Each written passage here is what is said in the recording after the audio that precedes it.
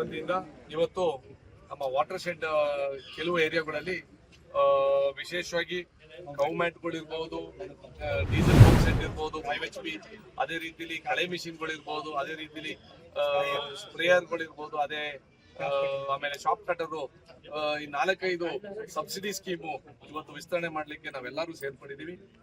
ಕೃಷಿ ಇಲಾಖೆ ವತಿಯಿಂದ ನಮಗೆ ಇವತ್ತು ಆಲ್ಮೋಸ್ಟ್ ಒಂದು 40ರಿಂದ 50 ರೈತರಿಗೆ, ಹೆಚ್ಚು ಕಡಿಮೆ 50 ರೈತರಿಗೆ ಸಬ್ಸಿಡಿ ಹಣನ ಇಲಾಖೆ ಕಟ್ಕೊಂಡು ಮಿಕ್ಕಿದ ಹಣ ಸರ್ಕಾರದ ವತಿಯಿಂದಾನೇ ಒದಗಿಸಿ ಆ ರೈತರಿಗೆ ಬಲಪಡಿಸಕ್ಕೆ, ಶಕ್ತಿ ಕೊಡಕ್ಕೆ ಅವಕಾಶ. ಇದೆಲ್ಲಾನು ಮಾಡೋದೇನಕ್ಕೆ ಹೇಳಿ ಕೃಷಿ ಚಟುವಟಿಕೆ ಹೆಚ್ಚಿನ ಸಂಖ್ಯೆಯಲ್ಲಿ ಮಾಡ್ಲಿಕ್ಕೆ ಅಂತ ಪ್ರಯತ್ನ ಮಾಡ್ಬೇಕು ಅಂತ ನಮ್ಮ ಆಸೆ. ಇಲ್ಲಿ ಹೇಳ್ದಂಗೆ ನಮ್ಮಲ್ಲಿ ಕಾಫಿ ಬೆಳೆಗಾರ ಜಾಸ್ತಿ ಇರೋದ್ರಿಂದ ಕೃಷಿ ಕಡೆಗೆ ನಾವು ಸ್ವಲ್ಪ ಗಮನ ಕೊಡ್ತಾ ಇದೀವಿ.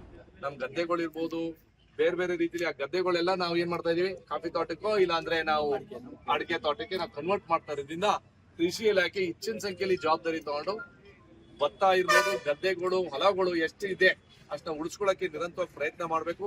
ನಮ್ಮ 2 ಗ್ರಾಮ ಪಂಚಾಯತಿ ಅಧ್ಯಕ್ಷರುಗಳು ಅವರೇ, ಅದೇ ರೀತಿಲಿ ನಮ್ಮ ಅನುಷ್ಠಾನ ಸಮಿತಿ ಅಧ್ಯಕ್ಷರು ಕಾಂತಣ್ಣರು ಇದ್ದಾರೆ, ಅದೇ ರೀತಿಲಿ ನಮ್ಮ ಸೂಡ ಅಧ್ಯಕ್ಷರಾದಂತ ಆದಮಣ್ಣ ಇದ್ದಾರೆ. ಎಲ್ಲ ಗ್ರಾಮಸ್ಥರು, ಫಲಾನುಭವಿಗಳು ಬಂದು ಇವತ್ತು ಈ ಕೃಷಿ ಚಟುವಟಿಕೆ ಹೆಚ್ಚಿನ ಸಂಖ್ಯೆಯಲ್ಲಿ ಮಾಡ್ಲಿಕ್ಕೆ ನಮ್ಮ ಡಿಪಾರ್ಟ್ಮೆಂಟ್ ಅವರು, ಅಗ್ರಿಕಲ್ಚರ್ AD ಇರ್ಬೋದು, ಎಲ್ಲಾ ಸಿಬ್ಬಂದಿಗಳು ರೈತರ ಸಮಸ್ಯೆಗಳು ಎಷ್ಟು ಇದೆ, ಏನಿದೆ ಅಂತ ಒಂದ್ ಸ್ವಲ್ಪ ಮನಸ್ಥಿತಿಲಿ ನಾವು ತಿಳ್ಕೋಬೇಕು.